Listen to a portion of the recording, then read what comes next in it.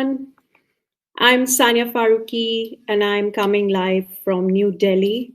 I don't know how many of you have joined in yet, but hello, everyone. So today I'm going to be talking. There's Adam that says hi from Los Angeles. Hi, Adam. Good to see you here. So today I'm going to be talking about, a very worrying law that is taking place in India. Hi, Pablo. Hello from Los Angeles. Hello from New Delhi to you. And thank you, Adam, for that Super Clap award. Today I'm going to be talking about a very worrying law that is taking place, that is being planned to be passed out soon in parts of India. Hi, Peter from Seattle. Before I explain that, let me give you guys some context about what I'm going to be talking about today. So when it comes to marriages in India, I'm sure you've heard about the big fat Indian wedding and how it's so colorful, bringing families together. There is dance, there is music, and a lot of fun. You would imagine that the wedding is taking place because the couple are in love, or at times it's also arranged by family members, or as you would have seen on the Netflix show Indian Matchmaking, we have a lot of Seema Taparia aunties setting people up here in India. So all of this is normal and has been going on for years. We've seen a lot of weddings take place between individuals from the same faith, same community, same religion, and also a lot of couples who are not from the same community and religion. That's interfaith marriage.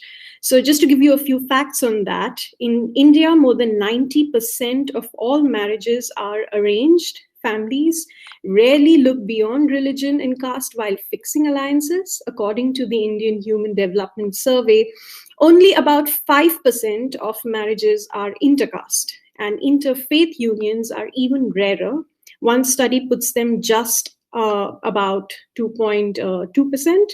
So those choosing to marry outside of these boundaries often face violence and can even be killed. This is according to an article published in the BBC. So it's not an easy step to take in India, especially because in India, people are very rooted to their culture, religion, and unlike the West, families play a very important role when it comes to a wedding. A lot of times it's simply, the parents are worried, what if my child is not able to adjust with this person from another community? It's about food. There are issues about, marrying into a vegetarian family if you eat non-veg, or marrying into a non-vegetarian family if you come from a vegetarian background. So, a lot of time parents are worried about how will the grandchildren be raised, which community will they belong to, and so on. So these concerns may or may not be justified, but the fact is they exist. And what's happening today in 2020 in India is extremely alarming for a lot of people, because the state wants to take monopoly over the decision on who you get to marry and who you don't. And and especially in the case of interfaith, interreligious marriages. And interfaith marriages, especially those involving Hindu women and Muslim men, and they are being subscribed as, it's much more of a sinister motive. And Adam says that he's watched a couple of episodes of the Indian Matchmaking. Very interesting. It looks like that isn't very common here in the US. Yeah, I'm sure it's not that common, but it's I think it's with all the dating apps and websites coming in, I'm sure there are variations of matchmaking taking place even in the US. And somebody is asking me, I recently started dating a Tibetan girl from South India. Can you tell me anything about that community? Tibetan girl from South India, that's a very interesting combination that you've told me. I wouldn't know what to tell you more about the community, but I can say that she's definitely somebody who has experienced different cultures and different, she definitely has a very exciting background and stories. So I hope you're having a good time. I hope you guys are having a good time. But okay, so back to what I'm talking about.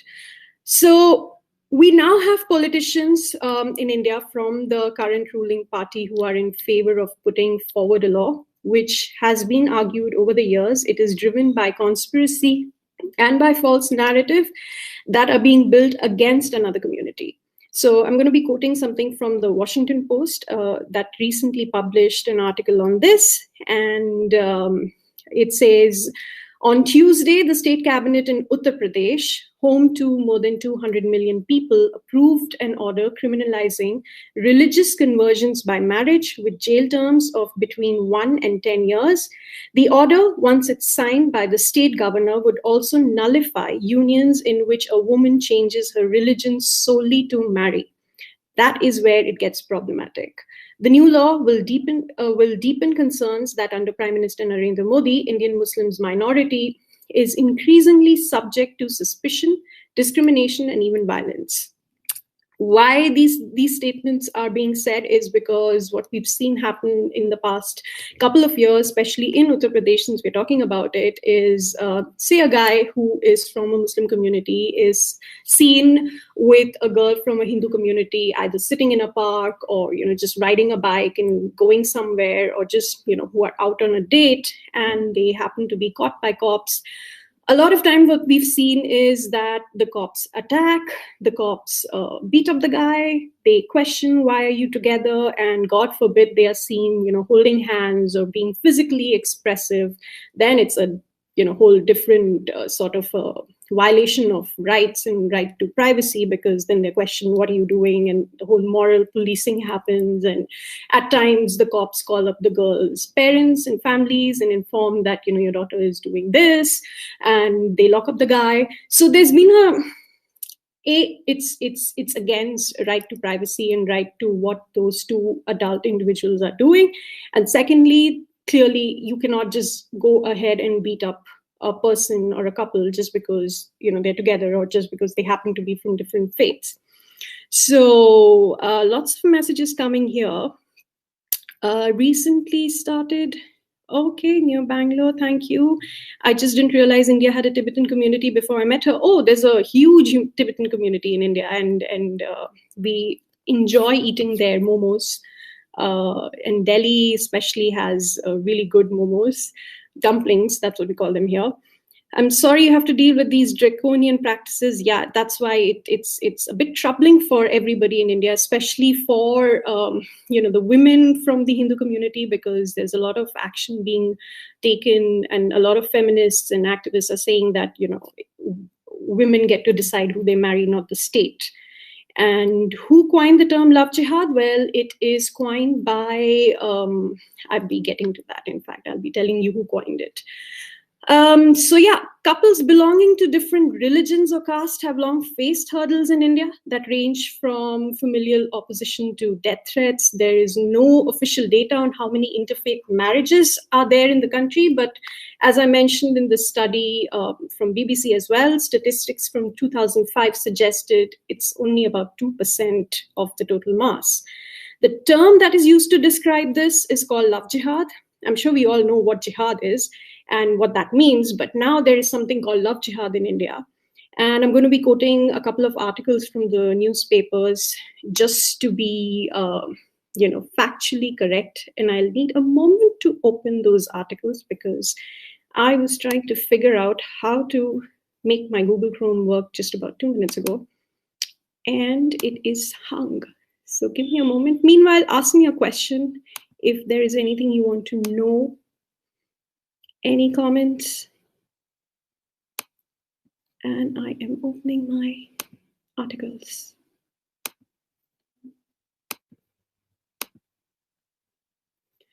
So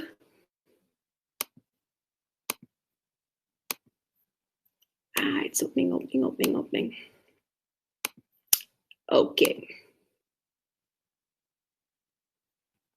So I've got an explainer from the Indian Express that I'm going to be reading on what exactly love jihad is.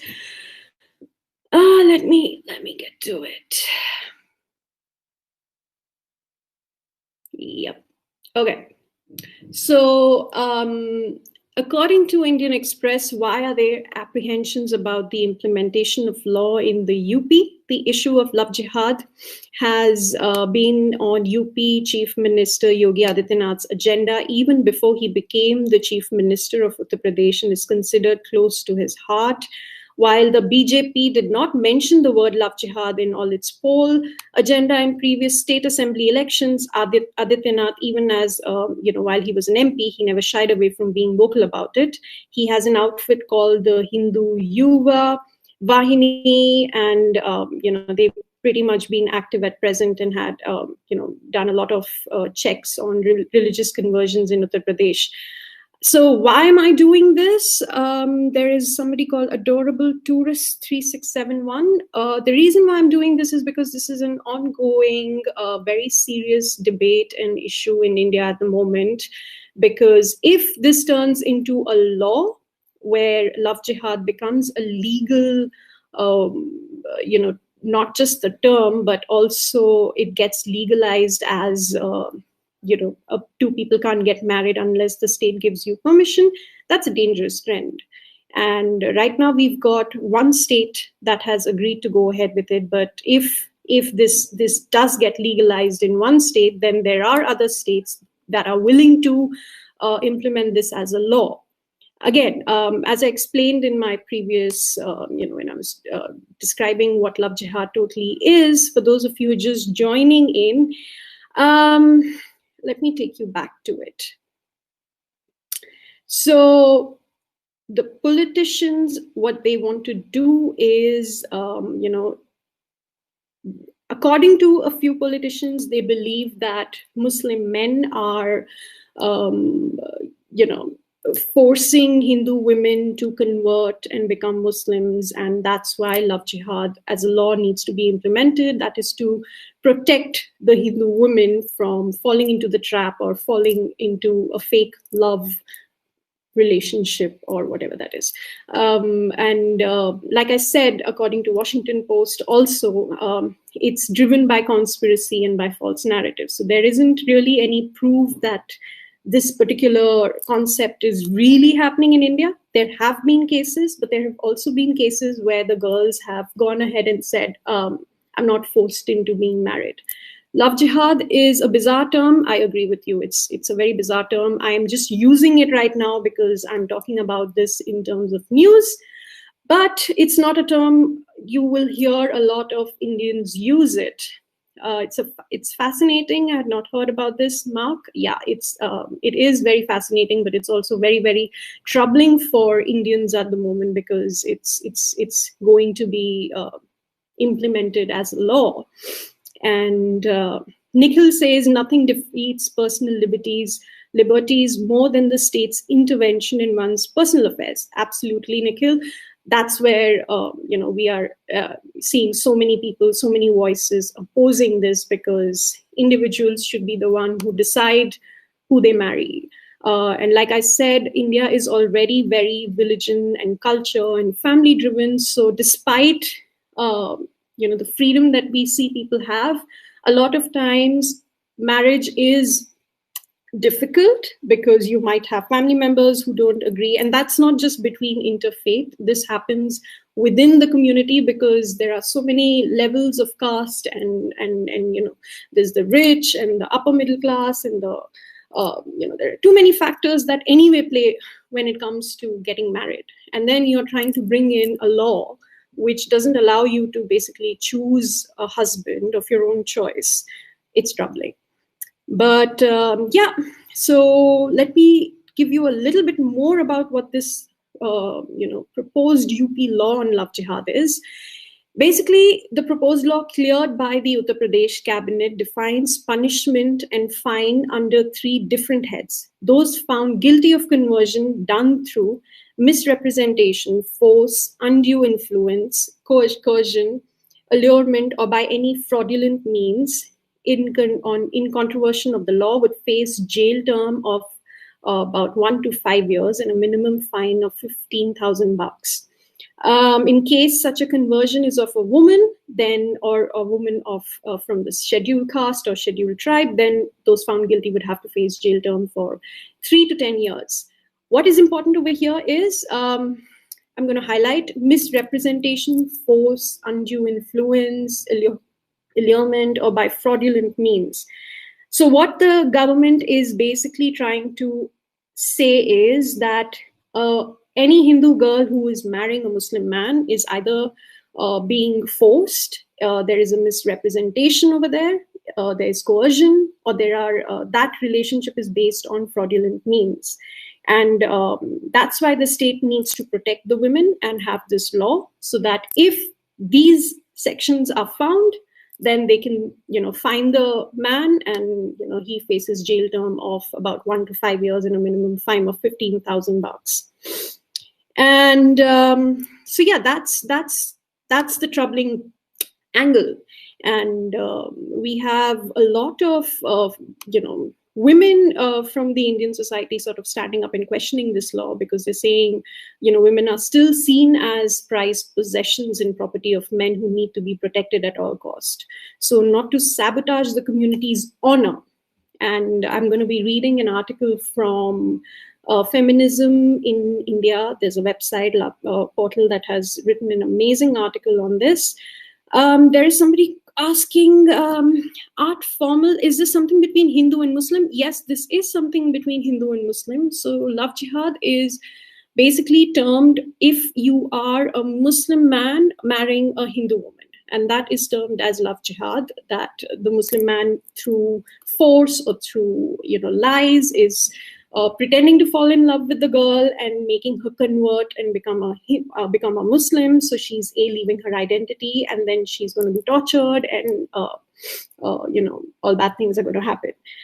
Again, it can happen whether you are a Muslim or a Hindu man. If a marriage has to go bad, it can go bad. There is domestic violence, there is abuse in we see that happening everywhere.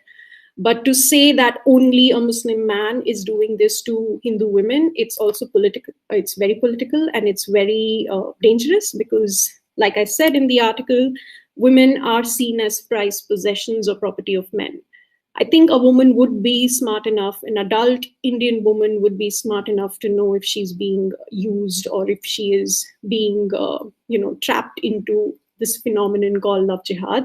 But that benefit of doubt or the privilege is not being given, and the state believes that they can intervene, and that they can, I wouldn't even say intervene, it's more or less interfere in the personal life or personal decision of a woman. And according to the article, it says, the claim here is that Muslim men deliberately target and lure women from non-Muslim communities in the name of love and convert them into Islam. The idea has gained momentum with the rise of Hindu fundamentalism in the country, as Hindu right-wing groups are anxious that Muslims will steal their women and turn India into a Muslim-majority nation by converting their women to Islam and forcing them to produce Muslim children. That's a very dangerous narrative, sort of being created. And again, the fear is that if it turns into a law, then a woman will not have the choice, the freedom to marry who she wants to marry. And like I mentioned earlier as well, all of this is based on conspiracy theories. We don't have statistics that prove that all of this has really happened.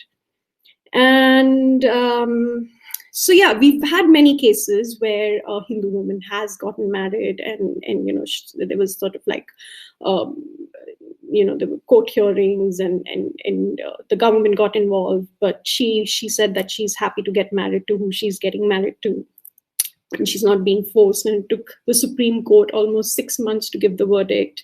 And during those 6 months, she was forced to stay with her family and apparently tortured, and it was really bad. But at the end, they're still probing whether it is the case of love jihad or not. And eventually she did win. So yeah, so that's what's been happening. But it's not all doom and gloom. I don't want to say that this is the state of India, because at the same time, what we have seen happen in the last couple of months is there is this amazing project started by journalists from Bangalore. It's called the India Love Project. I'm just going to quickly put that up on the screen so you can see what that is. Okay. Can you see that? So let me read you up a little about what the India Love Project is. It's something I love going on and sort of looking at every morning, because they are basically curating happy love stories from India, with people from different communities who got married many years ago, what their story is, their pictures.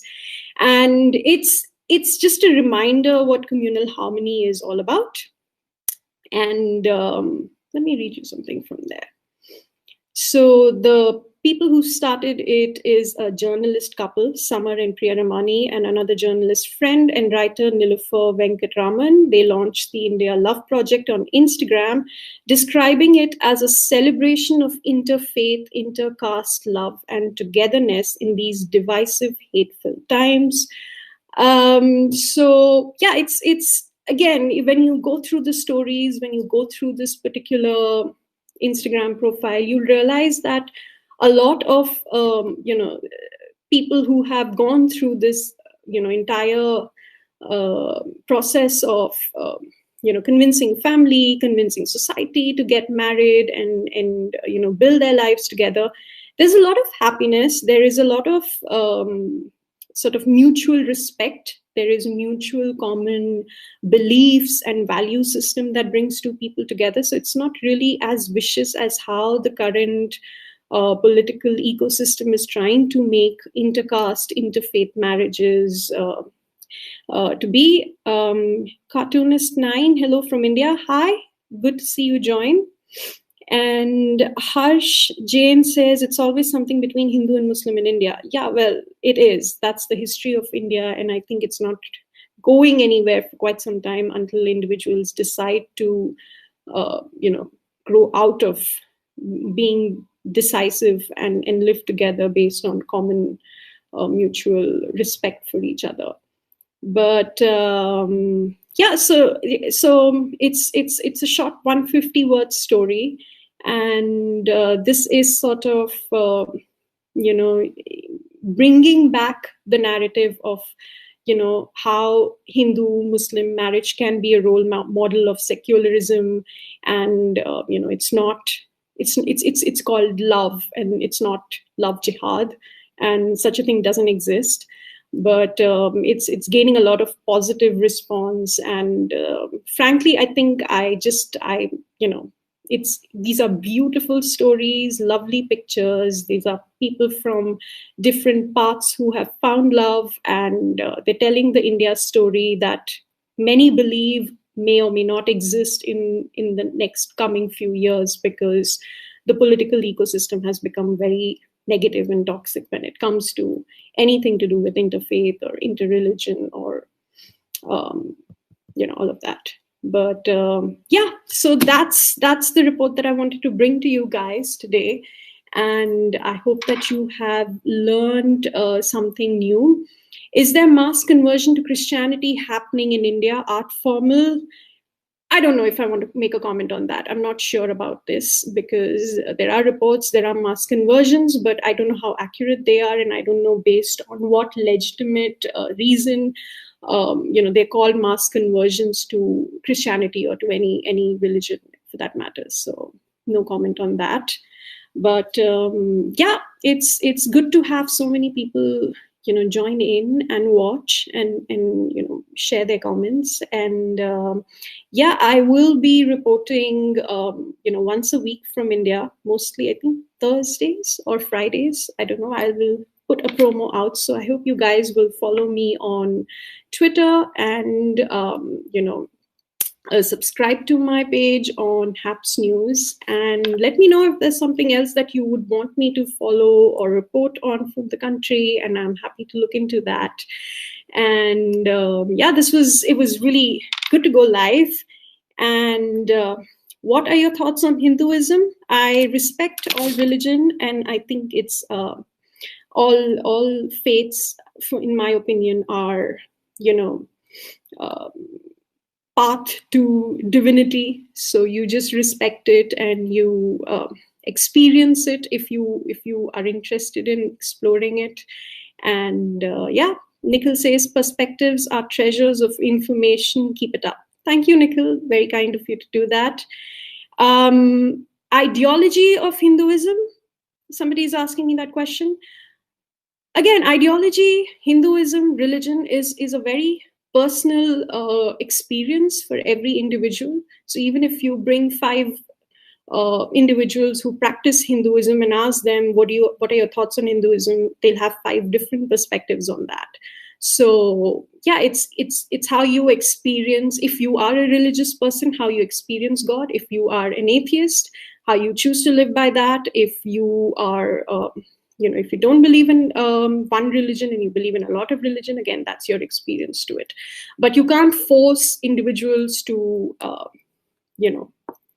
follow certain rules and follow certain ideologies just because you believe in it. I think the space needs to be given to individuals to do what they want to do, and it can't be enforced in any manner.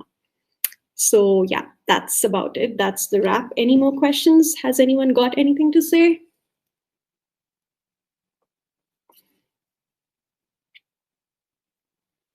All right. Nothing else? Okay, then thank you so much for tuning in. And I hope to see you all again next week. I will throw a promo out. So please subscribe to my HAPS channel so that you are, kept up to date with when I'm going to be doing what, my life and on what topic. And as I said, if you have any suggestions, let me know. Always happy to chat and discuss. So thank you for watching. Okay, bye-bye.